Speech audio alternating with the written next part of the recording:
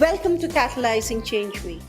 This year's Catalyzing Change Week is about solutions from the front lines by social innovators. In 2022, Catalyst 2030 concentrated its efforts on bringing proximate leaders and frontline solutions to the forefront.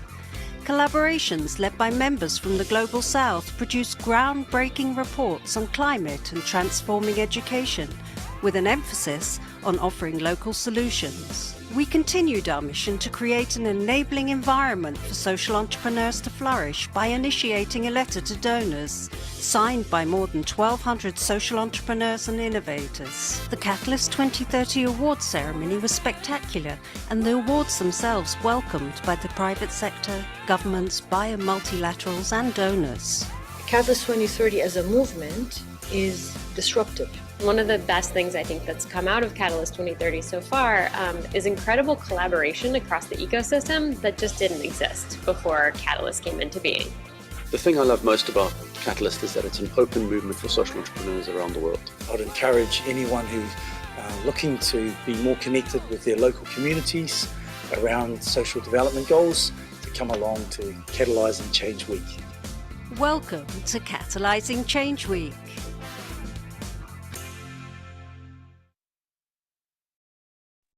Buenos días a todos y bienvenidos a este panel sobre la migración en América Latina. Es un gusto para mí estar con ustedes. Mi nombre es Gaby Arenas, soy emprendedora social, soy cofundadora de Catalyst 2030, un movimiento que reúne emprendedores de todas partes del mundo que queremos aprender a colaborar para solucionar los problemas más apremiantes en todo el globo terráqueo, y por eso estamos hoy acá, para hablar de un problema que tiene unas características muy particulares y que también podría convertirse en una solución si empezamos a verlo de otra manera. Este panel es muy particular y muy importante para mí porque yo también soy migrante, vivo fuera de mi país hace poco más de 9 años y desde hace unos 7 no puedo regresar por temas vinculados a la situación política de mi país, y por eso quiero que hablemos con una serie de especialistas sobre la situación de la migración en la región, porque lo que les cuento de mi experiencia es la experiencia de millones de latinoamericanos. Y antes de presentarle a este panel espectacular que nos acompaña hoy, quiero darles unas cifras para que la tengamos en mente mientras conversamos. De acuerdo con OIM, en el 2022 teníamos 281 migrantes internacionales en todo el mundo. Eso equivale a un 3,6% de la población. Y en América Latina tenemos 59 millones de migrantes en los Estados Unidos, migrantes de la región que se han ido al norte, y 25 millones de migrantes distribuidos en todos los países de América Latina. Cualquiera de nosotros, si piensa en sus antepasados, encontrará un migrante en sus familias. Y por eso es que este es un tema que queremos mirarlo de otra manera y queremos ver los retos, obviamente, pero también las soluciones y la oportunidad que representa la migración. Y para eso me acompaña hoy un panel de lujo. Quiero presentarles en primer lugar a Lala Lovera. Lala es venezolana, vive en Colombia, es la directora de la Fundación Comparte por una Vida Colombia.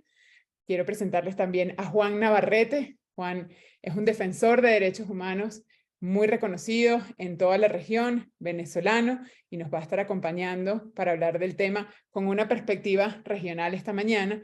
Y también nos acompaña Ansier Anzorena. Ansier es parte de Ashoka, España, dirige una iniciativa maravillosa desde mi punto de vista, pero quiero que él se las cuente para ver cómo la migración se convierte en una oportunidad de conseguir soluciones y cómo los migrantes son también agentes de cambio, cuando los vemos más bien como una diáspora y no como migrantes. Y para empezar, quisiera invitar a Lala a que en esta primera participación pues nos cuente un poco de su experiencia y del trabajo que hace Comparte por una Vida Colombia. Bueno, gracias Gaby, gracias a Salomón y a Catalyst 2030, y un placer poder compartir hoy esta conversación con Juan Navarrete y con Ansier Anzorena, que por supuesto conozco el trabajo de cada uno de ellos, el cual admiro y agradezco profundamente. En Comparte por una Vida Colombia tenemos 5 años trabajando en la frontera colombo-venezolana, sobre todo en norte de Santander, donde ha sido la mayor influencia, ¿no? Pero también podemos observar que lo que vemos ahí en retos y desafíos ha sido un reto que impacta en toda la región, no es diferente. Nuestro foco principal es niñez migrante. Sin embargo, al trabajar con la niñez migrante, en un 70-80% de los casos, estamos trabajando con la familia migrante. Entonces podemos hablar primeramente de los retos y desafíos que hemos encontrado en los últimos años y que lo vemos reflejado como espejo en la región, es primero el acceso a los servicios básicos. Es a menudo, o sea, lo notamos de manera frecuente, la dificultad para poder acceder a los servicios básicos. ¿Qué hablamos cuando decimos de servicios básicos? ¿A qué nos referimos? A atención médica, acceso a educación, a una vivienda digna. Ya, por ejemplo, en la frontera colombo-venezolana tenemos más de 7 años con el fenómeno migratorio proveniente de Venezuela, el pendular, el retornado, y seguimos viendo estas dificultades. Esto ha sido algo que lo hemos elevado en diferentes espacios para tener una incidencia con diferentes actores de la sociedad civil, donde lo primero que tiene que haber es una vivienda digna y un acceso a la vivienda digna, ¿no? Porque esto obviamente va a llevar a la estabilización. De los segundos retos y desafíos que podemos ver que también en la región se ve reflejado no solo en nuestra frontera, es protección y seguridad. Y creo que este es un punto muy importante en el cual obviamente Juan y Asier seguro van a tener mucho más detalle, pero al ser migrantes son más vulnerables a la explotación, a la violencia y al abuso. Y por supuesto tiene que ser esencial, existen infinidad de leyes internacionales y de acuerdos internacionales para su protección y seguridad adecuada. Sin embargo, las medidas para prevenir el reclutamiento forzado, el tráfico y la trata, cada vez vemos más dificultad para aplicar esas leyes. Están escritas, están muy bien diseñadas las normas, pero no lo vemos aterrizado a una población vulnerable, en su gran cantidad analfabeta, que se siente desprotegida, que no sabe dónde asistir para poderse proteger y no conoce la persona. Muchas de estas personas ni siquiera se identifican como víctimas. Entonces, nosotros como organización de la sociedad civil promovemos el que las organizaciones de la sociedad civil seamos los traductores, que estamos más cercanos a esta población para poder llevar la información correcta. Necesitamos tener esa información para poderla llevar. Tercero, la reunificación familiar. No es un reto y un desafío solo de los niños reencontrarse con su familia. Estamos hablando que para el padre que emigró hace 7 años y 6 años a una región, porque conocemos muy bien cómo es el movimiento pendular de arriba abajo, el tema de la reunificación familiar, vemos una gran dificultad de los estados de la región en crear una ruta clara de atención. Volvemos al punto 2 de protección y seguridad.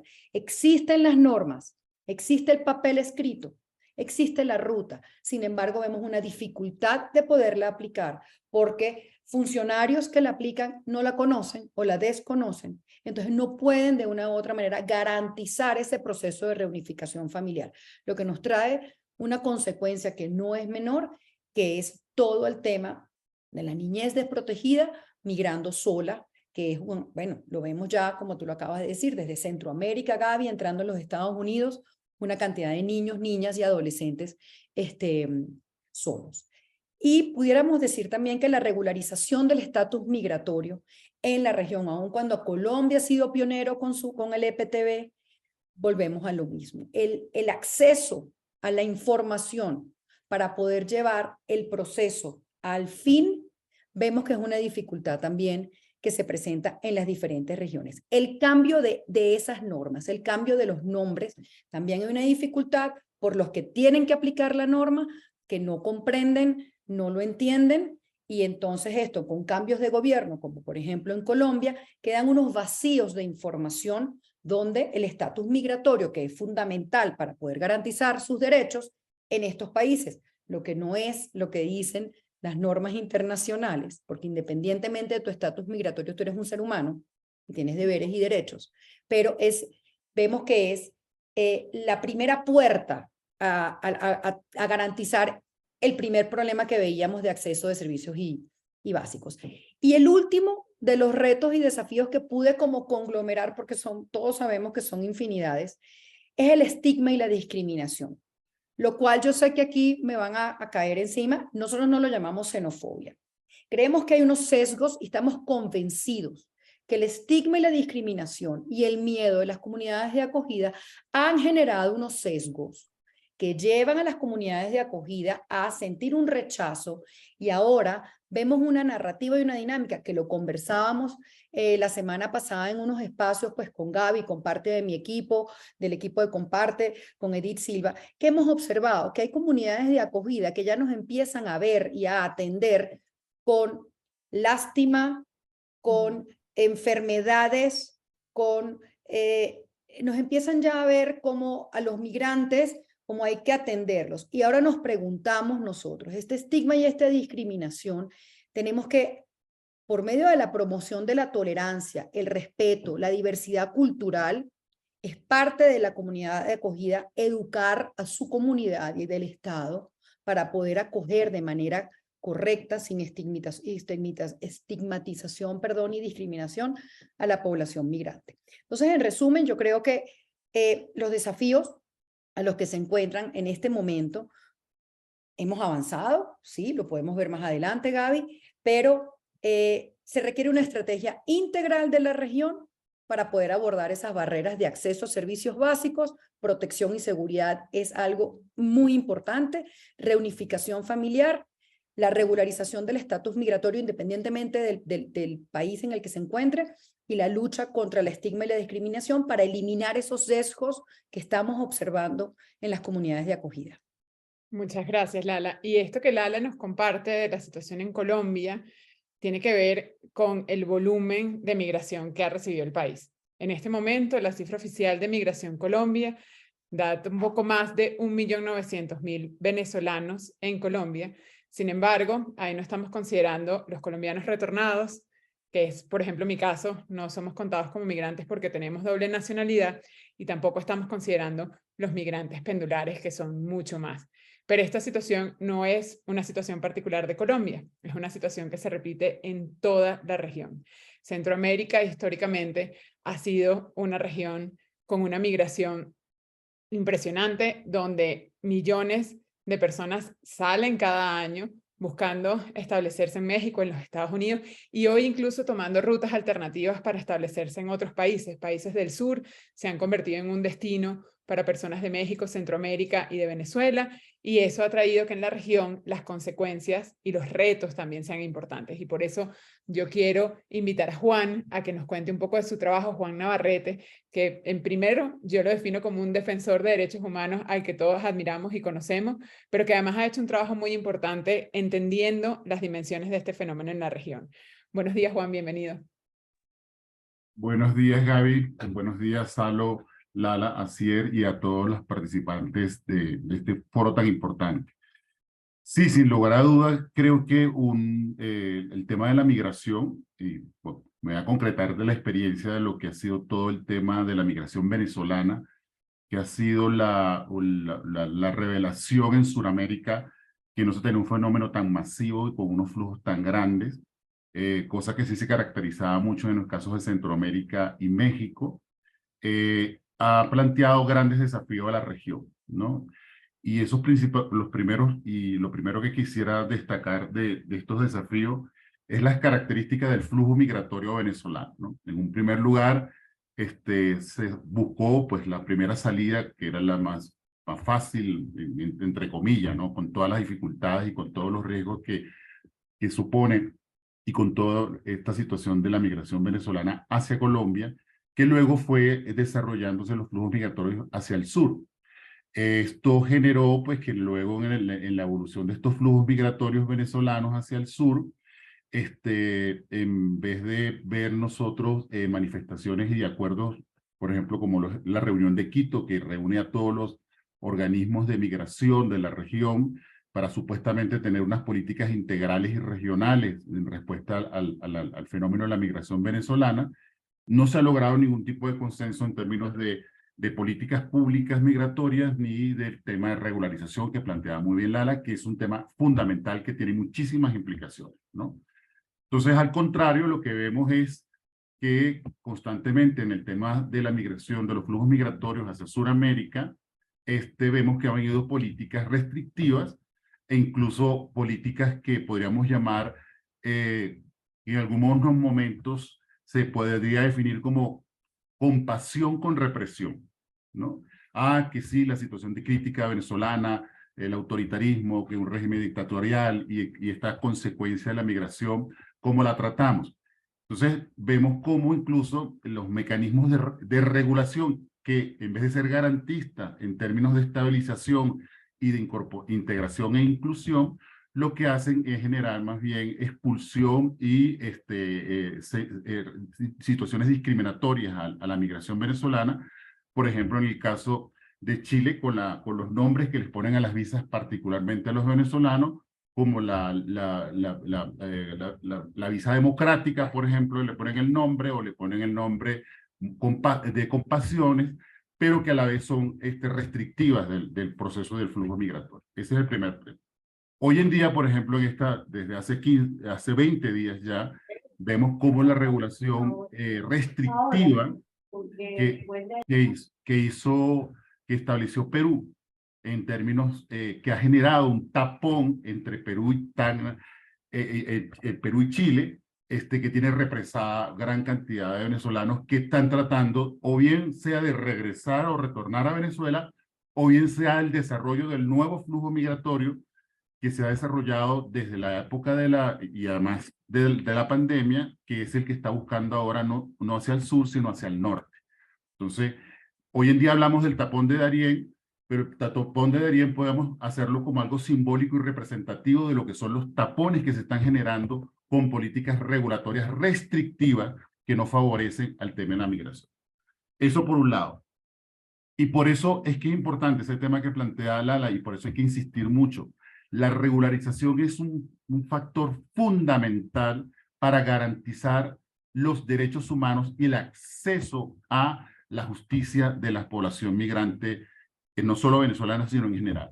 Porque sabemos que si bien estamos hablando de dos fenómenos de regulación, regulaciones restrictivas y regulaciones que permitan la garantía de derechos, ¿no? Que creo que ahí es que tiene que estar el enfoque regional, que lamentablemente no se ha logrado. Colombia ha dado un paso importante con muchas dificultades para la implementación del permiso de protección temporal en la entrega, pero que es un paso que hay que reconocer.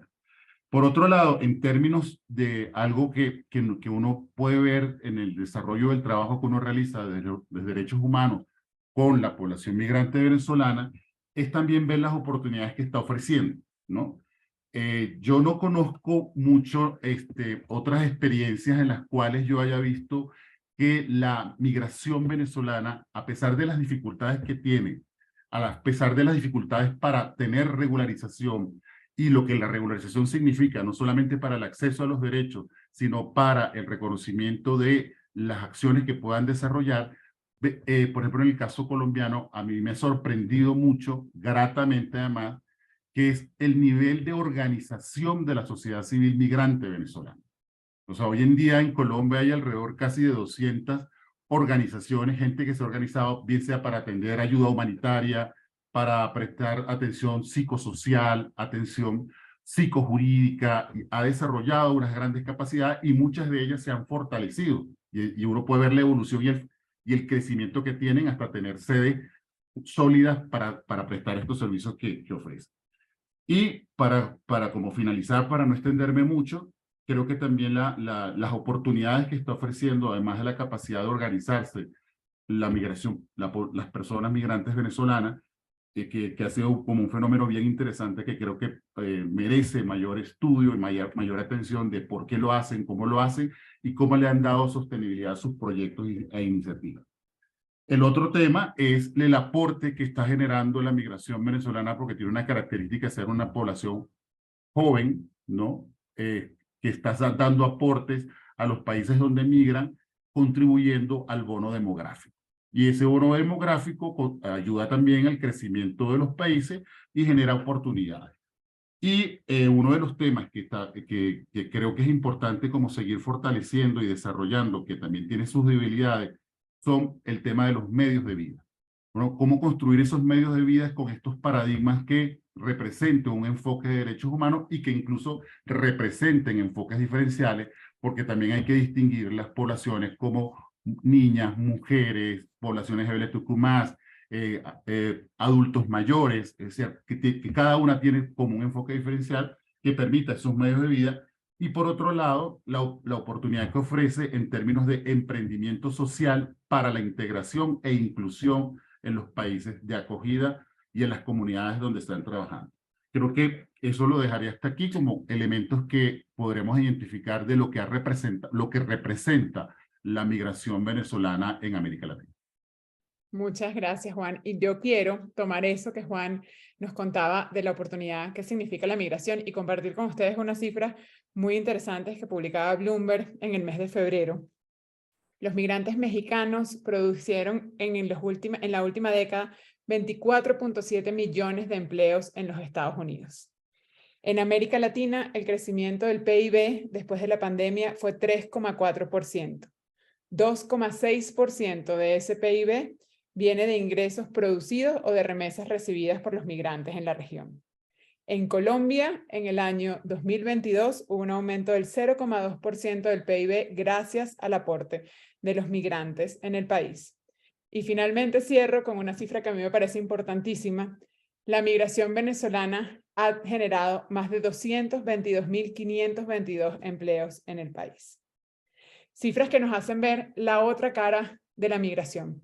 Obviamente hay unos retos muy importantes, representa un reto humanitario, hay que proteger los derechos de los migrantes, pero cuando se dan las oportunidades para la integración, las perspectivas cambian y los migrantes pueden convertirse en generadores de cambio, de ingresos, de empleo y de bienestar para sus comunidades de acogida.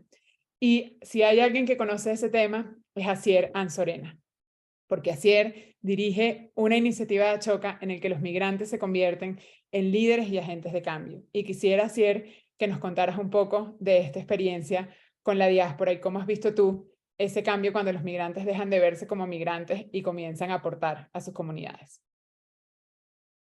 Muchas gracias, Gaby, y muchas gracias a Salomón y a Catalyst 2030 por esta invitación. ¿Se me escucha bien? Hoy me conecto desde Brasil y reconozco que he tenido algún problemillo para encontrar un buen sitio, pero bueno, creo que por lo que me decís se me escucha bien. Pues muchas gracias por la generosa introducción también, Gaby. Efectivamente, vengo a traer un poco una perspectiva en este debate tan relevante sobre retos y oportunidades en el ámbito de la migración, pero desde una perspectiva de más a medio y largo plazo, ¿no? ¿Qué pasa cuando estas comunidades se establecen, se organizan, contribuyen, desarrollan sus sueños y forman parte de este flujo y de este movimiento de personas que es algo extremadamente natural en el planeta, ¿no? El problema es que nos enfrentamos, como han dicho Lala y Juan antes, es que luego los gobiernos, las políticas públicas, los responsables por esas decisiones tienen una mentalidad a veces un poco muy rígida, ¿no? A mí en Europa reclamo mucho porque tenemos una mentalidad de fortaleza, es decir, parece que estamos obsesionados con protegernos no sé de qué, y esa forma de pensar tan excluyente no forma parte de lo que representa formar parte de este planeta y de diferentes sociedades con otros seres vivos, ¿no? Pero en el caso que yo vengo a mostraros hoy es un poco cómo se puede trabajar con comunidades de diásporas, poblaciones, personas que han migrado en algún momento de la historia, y esto puede ser algo muy antiguo o algo muy reciente, pero que mantienen vínculos con su país de origen y que esto ha sido fundamental para su desarrollo y su identidad como personas y como lo que decimos en Ashoka, como changemakers o agentes de transformación. Y es que este vínculo es un poco la clave, ¿no?, de por qué hace estas comunidades también tan potentes y que tengan esta naturaleza de impacto y sean grandes catalizadores del impacto. Porque si nosotros miramos a la historia del mundo, las diásporas han jugado un papel fundamental en procesos históricos, en innovaciones concretas, en resolución de problemas, en construcción de puentes, en diplomacia, en resolución de conflictos. hay millones de ejemplos. Una muy conocida histórica, la diáspora judía, con gran presencia en muchísimos países, que se mantiene unida, a veces obviamente con objetivos diferentes, pero que juega un papel indudable muy importante en muchas sociedades. Más recientemente tenemos el papel de la diáspora india. Es difícil entender el papel que juega la India hoy en el país, en el mundo, como potencia tecnológica, sin entender el papel que juega la diáspora india en Estados Unidos y en Reino Unido, ¿no? En los niveles de influencia. Lo que sí vemos que tienen en común esta y otras diásporas es que cuando tienen objetivos comunes, cuando se consigue desarrollar ese objetivo común y ese propósito común, es cuando más destacan. Y ahí lo vemos en cosas muy fáciles de reconocer, como la respuesta a crisis humanitarias. Te puedes ir a la crisis de Haití, o por ejemplo en 2009 o bueno, otras sucesivas. Escoge un país y vas a ver que su diáspora suele ser una de las que primero responde a atender las necesidades más básicas. Pero no solo hacen eso en su país de origen, también lo ves con comunidades de migrantes latinos o diásporas latinas en Estados Unidos cuando hay huracanes o cuando pasan catástrofes en sus ciudades. ¿Quiénes son los que llegan ahí casi al mismo tiempo que las autoridades, los bomberos, etcétera? Son comunidades organizadas y la sociedad civil de diáspora inmigrantes organizada la que suele tener las primeras respuestas, ¿no? Pero también a largo plazo. En procesos históricos de inversiones, de contribución, está el papel que las remesas juegan. Pero bueno, que eso es algo muy especial, ¿no? Pero Gaby ha dado unos números, pero solo para daros otra referencia, las remesas es el flujo financiero más sostenible a nivel global para temas de no solo de impacto, sino de desarrollo de industria, de negocios, para cualquier país. Representa 3 veces más la cooperación internacional. O sea, todas las remesas multiplican por 3 el valor de toda la ayuda a la cooperación internacional y están por encima, a veces han llegado hasta doblar toda la inversión extranjera privada. Sin hablar de cuál es su papel cuando hay épocas de crisis. Durante el COVID ha habido países donde las remesas incluso se han visto avanzadas, ¿no? Pero esto es un tema complejo en el tema de diásporas porque esto es un vínculo muy personal entre familias y familias, entre país de destino de residencia y su país de origen, y a veces nos liamos un poco la cabeza pensando, bueno, pero ¿cómo esto se focaliza en impacto o en negocios o en otras cosas? Y yo creo que esto lo que habría que hacer es facilitar, regular mejor, obviamente, facilitar que pueda haber más remesas con menos intermediarios, que se pierda menos dinero en el camino, que esto es siempre un desafío, pero que pensemos en otras formas de trabajar con diásporas más allá de las remesas. Y ahí es un poco lo que buscamos en Ashoka, con esta iniciativa que se llama Diaspora Networks, que construimos redes de influencia y afluencia, por decirlo de alguna forma, donde buscamos conectar líderes de diáspora, ya puede ser en el mundo de la sociedad civil, en el mundo empresarial, académico, medios, comunicación, la industria artística, pero gente que juega un papel inspirador, a veces de forma conocida, a veces no conocida, con su comunidad para que sean agentes, para que otros también quieran ser agentes de cambio. Conectar, crear espacios de co-creación y de formación, en algunos casos depende, ¿no? Porque en Ashoka trabajamos mucho la parte del cambio sistémico. Entonces, cómo iniciativas de estos líderes de diáspora pueden tener realmente un impacto sistémico en su visión de mundo y en el trabajo que ellos quieren o el impacto que ellos quieren desarrollar. Y luego, cómo ponemos en acción muchas de esas iniciativas, ¿no? Y ahí, si me da un poco de tiempo después, puedo hablar más en detalle de algunas de estas cuestiones, de esos proyectos que tenemos en práctica que os pueden interesar a muchos, pero deciros que trabajamos con muchas diásporas latinas, sobre todo venezolana, diásporas africanas, principalmente la nigeriana, pero también hay una visión panafricana, diáspora de la India. En fin, es algo realmente poderoso de ver y también contaros que desde Ashoka nos estamos organizando o posicionando como aliados o compañeros de estas comunidades de diáspora en su proceso o en su jornada o su aventura por el cambio y por el impacto y por una sociedad mejor donde todos somos agentes de cambio, ¿no? Entonces, es más adaptarnos y entender un poco ese proceso de cada comunidad de diáspora y ayudarles a desarrollar propósitos comunes, porque como somos una red global con más de 4.000 emprendedores sociales por todo el mundo, tenemos mucha gente que está haciendo cosas realmente innovadoras y creemos que estos puntos de conexión, estos puentes entre diásporas y grandes emprendedores sociales, que aquí veo en la sala que hay varios, está Salomón, Gaby, en fin, hay muchos aquí, pues es algo realmente importante. Y ya para terminar, decir que hay un programa en Ashoka, por ejemplo, que se llama Hola América y que hay Hello World también, que trabaja en el campo de la migración y los migrantes como changemakers, como un nuevo campo de actuación con unos paradigmas muy interesantes que luego ese tiempo podría compartir. Y desde Diaspora Networks nosotros lo que buscamos es algo transversal, es cómo las diásporas se convierten en un aliado clave, en un motor de cambio por esa construcción de un mundo mejor. Y entonces ¿cuál es el papel que las diásporas juegan en iniciativas de medio ambiente o cambio climático, en temas de tecnología, en temas de género, en temas de derechos humanos, de democracia? Es decir, es algo un poco más transversal y por eso hablamos de que es un reto más a medio y largo plazo, ¿no? Cuando estas comunidades se establecen y empiezan a poder desarrollar otro tipo de aspiraciones. Muchas gracias, Asier. Y exactamente así es. Yo comparto con ustedes más datos.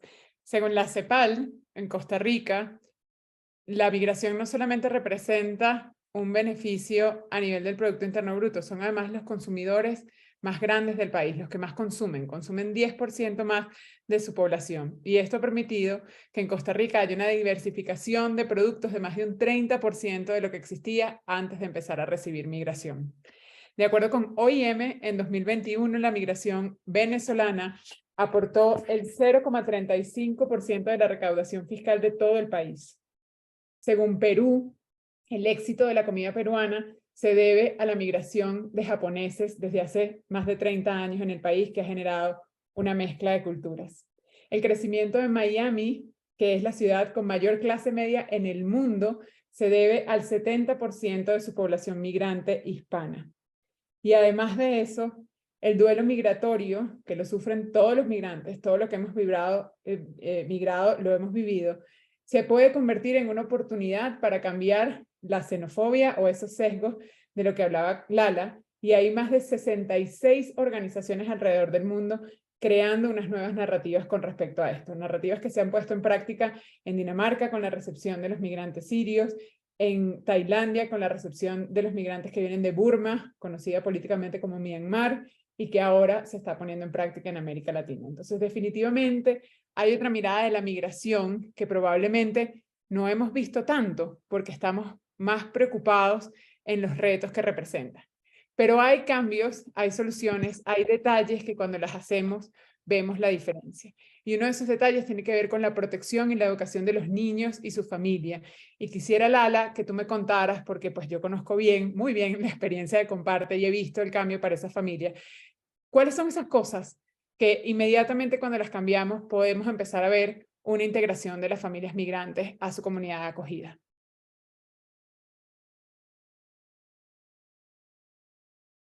Claro que sí, Gaby.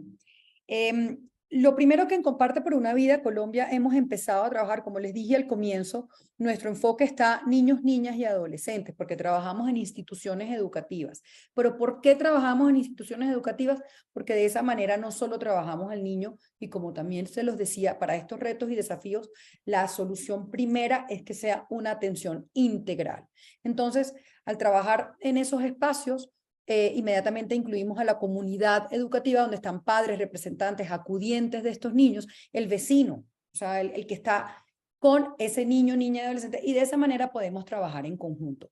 Hemos puesto en práctica varios espacios para poder lograr pasar de la integración incluso a la cohesión social, a desarrollar esa capacidad de agencia que deben tener los migrantes o la comunidad migrante e incluso la de acogida en el caso de Colombia para poder gestionar ellos mismos sus procesos. Lo primero, y en esto creo que he sido enfática y las personas que han podido escuchar un poco lo que Comparte por una Vida ha estado promoviendo desde el año pasado, es esas campañas de comunicación, donde se hable de todos, no solo del migrante o para el migrante. Hemos observado que la práctica es una comunicación directa para que el migrante se integre, pero ¿dónde están las campañas de comunicación para la comunidad de acogida?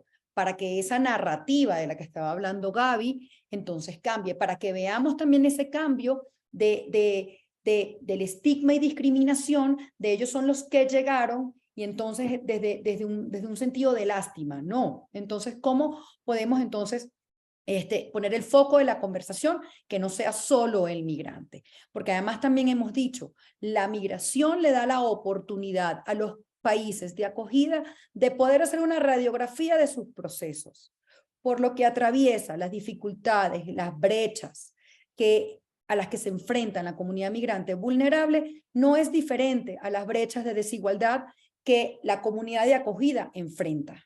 Entonces es una oportunidad. Entonces esas campañas de comunicación es clave. También hemos puesto espacios permanentes y visibles para el encuentro. Es decir, tenemos unas mesas de diálogos dentro de nuestro modelo de intervención donde se sientan como pares, ¿ok? La institucionalidad, la Policía Nacional de Colombia, el Instituto de Bienestar Familiar Colombiano. Los sentamos a hablar con estas familias para que primero se reconozcan como seres humanos, no como migrante o como colombiano o haitiano, no. Sentarse para que sean espacios permanentes y visibles para este encuentro.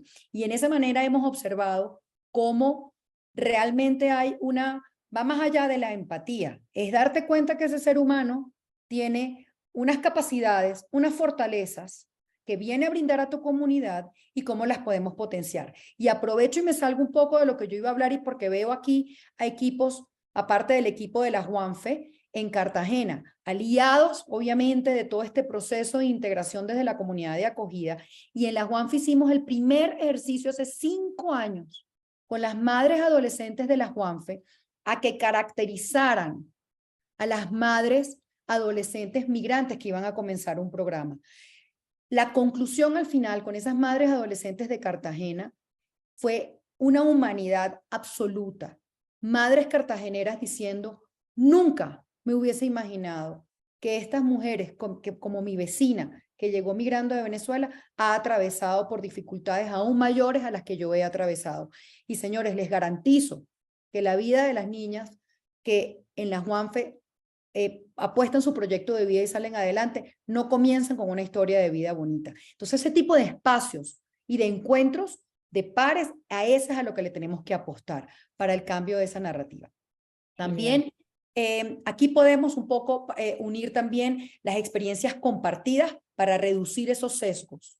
Es importante que hablemos más duro que los líderes de opinión política. Tenemos que hablar más duro que que lo que ha salido del Perú en las últimas semanas, que lo que no son los líderes políticos los que tienen que tener esas narrativas. ¿Cómo hacemos entonces? Con experiencias compartidas, ponerlas de frente a frente, estudiantes con estudiantes, a que se encuentren como un mismo ser humano. Las respuestas, obviamente, a esas declaraciones discriminatorias por parte de los líderes, pero no desde una pelea personal. Existen infinidad de documentos. Pues tenemos el barómetro de la xenofobia, por ejemplo, un equipo maravilloso de la sociedad civil que han hecho un seguimiento de manifestaciones, de redes sociales. Utilicemos data, lleguemos a bajar esas declaraciones discriminatorias, pero con data cierta. Tratemos de no ser tan explosivos, que yo sé que nos cuesta mucho a todos. Y no por último, por supuesto, es una lucha, hemos observado nosotros, y pienso yo de manera personal, de ese automatismo de la lógica migrante de vienen a atacarme, pero ya tenemos muchos años con la migración en Latinoamérica. Entonces ya tenemos una responsabilidad desde nosotros mismos como migrantes, de agenciar nuestro proceso y de traer nuestra narrativa desde otro espacio y no desde la victimización. Entender como migrante que también tienes deberes cuando llegas a tu comunidad o país de acogida, también es fundamental. Entonces, la promoción desde ese enfoque de tu propia narrativa, sin victimizarte, sino siendo tú el agente de cambio de la narrativa para que puedas ser el agente de tu proceso, creo que también es muy importante, Gaby. Y además no importante, a nosotros en Comparte por una Vida Colombia nos ha dado excelentes resultados, con un impacto realmente del 94% de nuestros niños, niñas y adolescentes de alguna u otra manera responden positivamente a nuestro modelo de intervención. ¿Esto qué quiere decir? Hay permanencia escolar, se reduce la deserción escolar, lo que se infiere, porque estamos en el proceso de medición del modelo, es que hay una estabilización. Esa familia se quedó, porque la gran mayoría de los migrantes, sobre todo provenientes de Venezuela, llegamos para quedarnos en nuestras comunidades de acogida. Muchas gracias, Lala. Y eso tiene mucha razón. De hecho, les cuento que según la Organización Internacional de Migraciones, 79% de los migrantes nunca regresan a su país. Los migrantes llegan con ánimo de permanencia en un 79% de los casos. Pero además hay otra cosa muy interesante, que es este tema de las narrativas y de la victimización frente a la xenofobia o de esas voces que hacen más ruido que otras.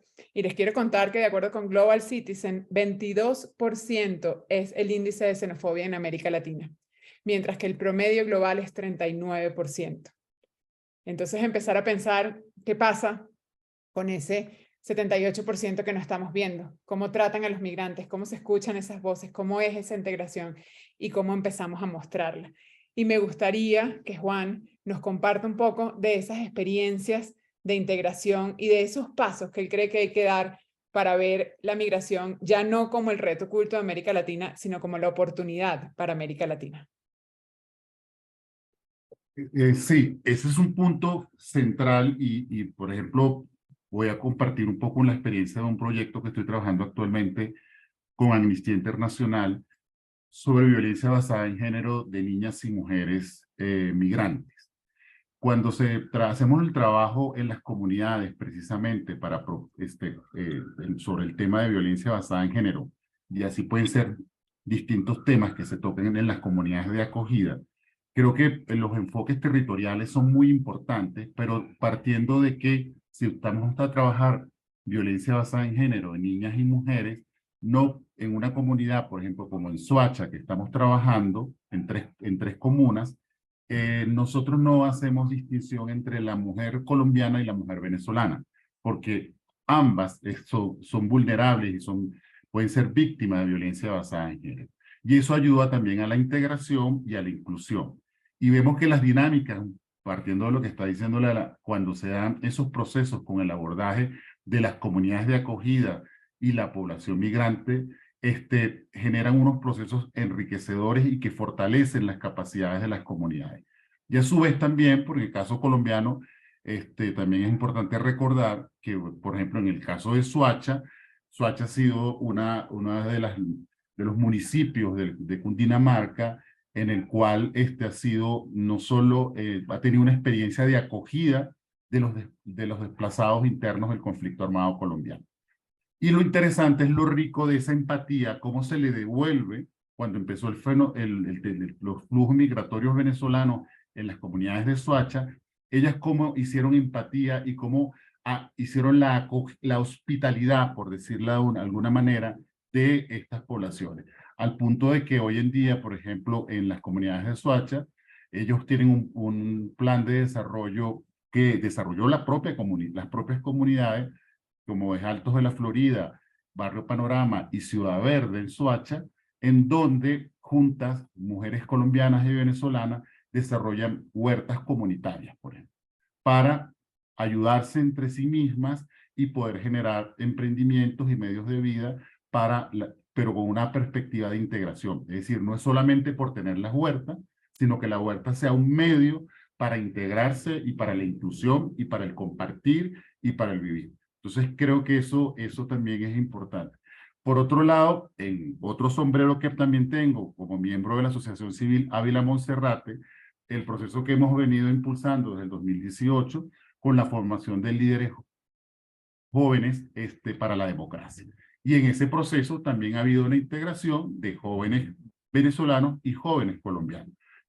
Era una riqueza de intercambio y que eso también es un medio para la integración. Yo creo que por ahí también hay que hacer la apuesta en ese sentido para poder lograr la integración y la inclusión que se necesita en estos procesos migratorios, sobre todo tomando en cuenta incluso las bases de las cifras que plantea Gaby, que desde un principio las políticas de los gobiernos sobre el tema de la migración venezolana fueron políticas muy coyunturales, pensando que esto iba a pasar y que una vez que saliera Maduro todo se iba a resolver y todo el mundo se iba a devolver.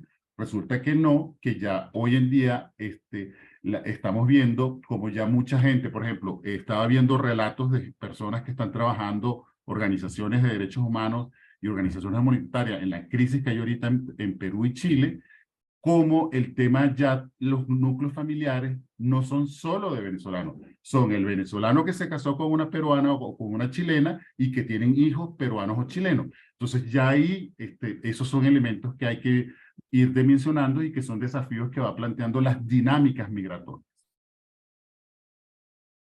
Genial, Juan, muchísimas gracias. Y esto que Juan comentaba de esas experiencias locales, que se relaciona un poco con lo que Lala nos contaba de la experiencia de Comparte por una Vida, se repite en toda la región. Y son esas experiencias invisibles las que tenemos que empezar a rescatar. En México, por ejemplo, el Tren de la Esperanza atiende desde hace más de 10 años millones de migrantes cada año y los atiende de una manera que propone la creación de espacios seguros para la integración. En Centroamérica hay cerca de 66 emprendedores sociales acompañando a los migrantes que hacen tránsito. Y en Colombia hay más de 300 organizaciones de la sociedad civil que están trabajando por población migrante. Y una de las cosas interesantes de esas organizaciones es que hay un porcentaje de más del 50% que es dirigida por migrantes venezolanos, atendiendo a su propia población, y ahí podemos contarnos varios presentes en esta llamada. Frente a eso, frente a ese ver a la sociedad civil y al migrante como un agente de cambio, ¿cuáles son los aprendizajes? ¿Cuáles son las oportunidades a hacer? Si me permites, voy a dar un dato también y respondo tu pregunta que tiene que ver con el comentario de Salomón en el chat, ya para empezar a problematizar también un poco con los participantes, cuando Salomón habla de que la migración tiene sus propios caminos de integración, más allá de las políticas públicas, leyes, etc. Hay un dato muy interesante de un estudio donde publicaron un artículo en el Washington Post hace unos meses, que para mí es fundamental para acabar con uno de los mitos de la migración y luego con el papel que las diásporas juegan a medio y largo plazo.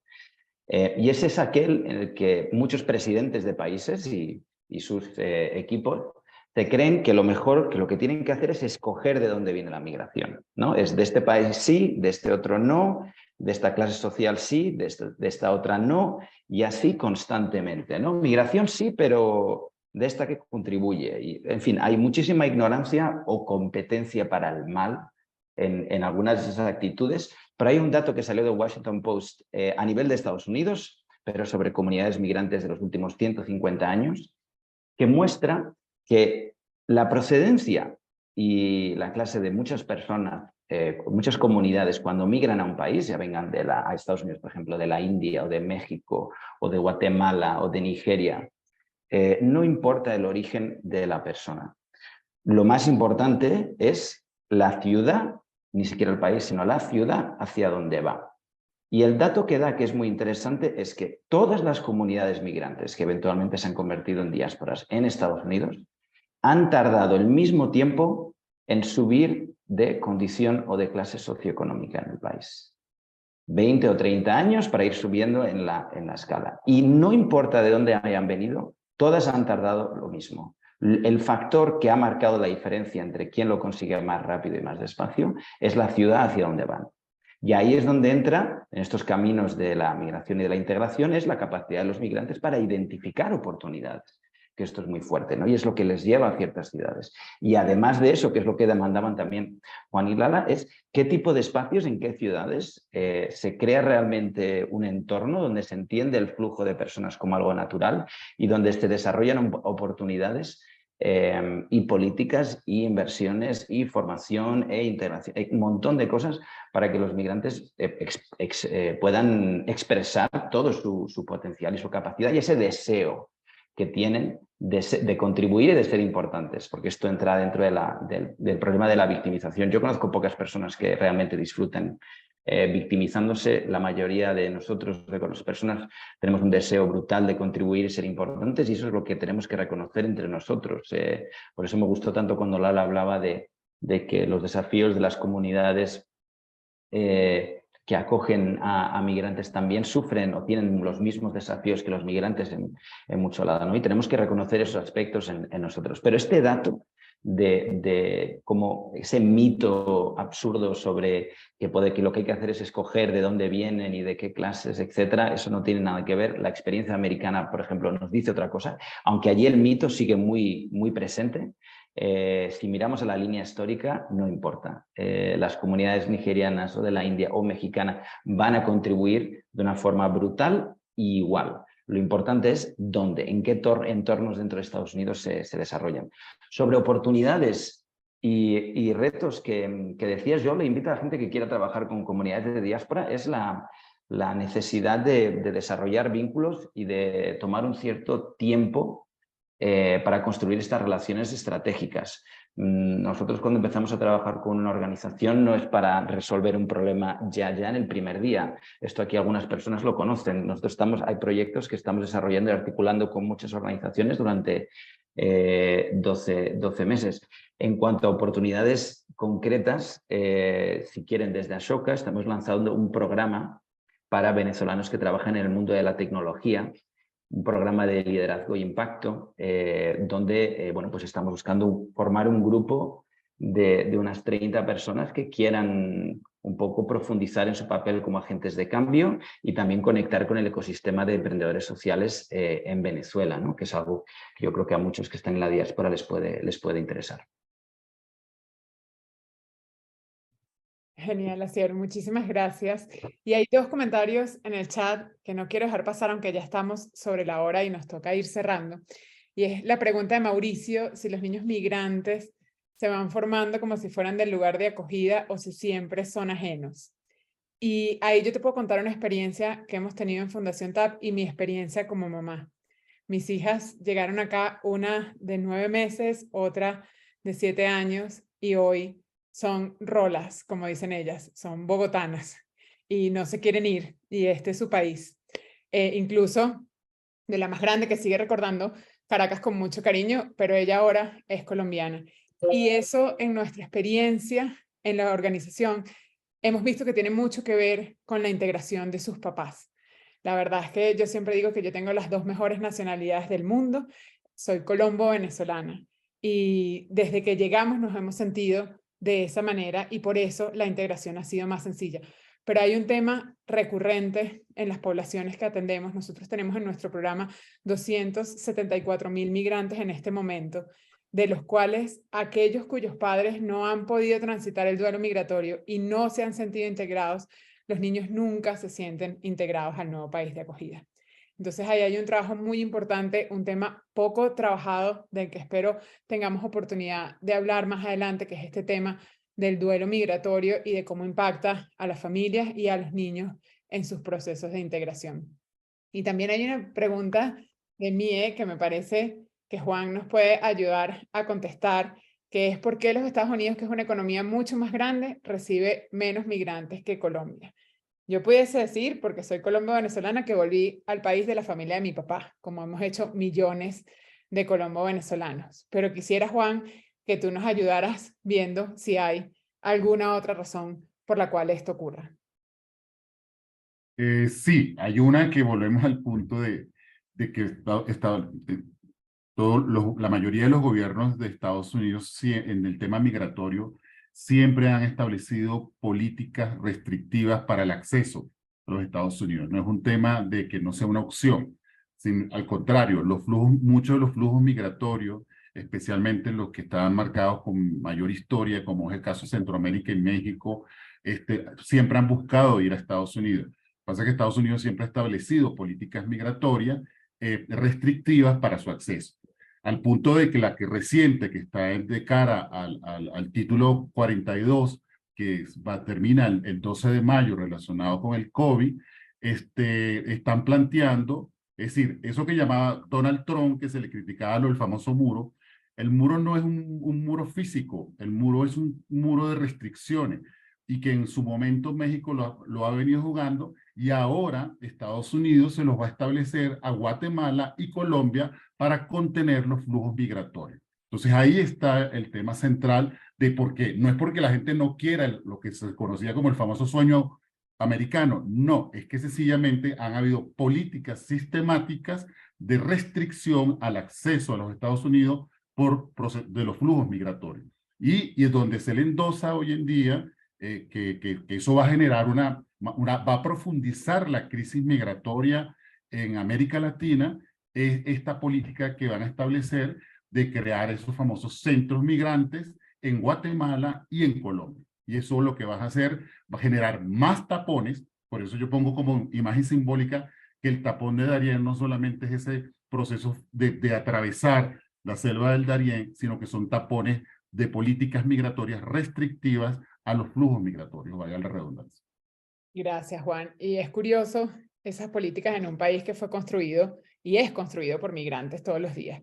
Asier, voy a aprovechar que tienes la mano levantada para que hagas tu intervención, pero también me des unas palabras de cierre. Tenemos que hacer una ronda de despedida porque muy pronto va a empezar la sesión de educación de esta semana de Catalyst 2030, así que te dejo para que nos hagas tu intervención, pero también tu despedida.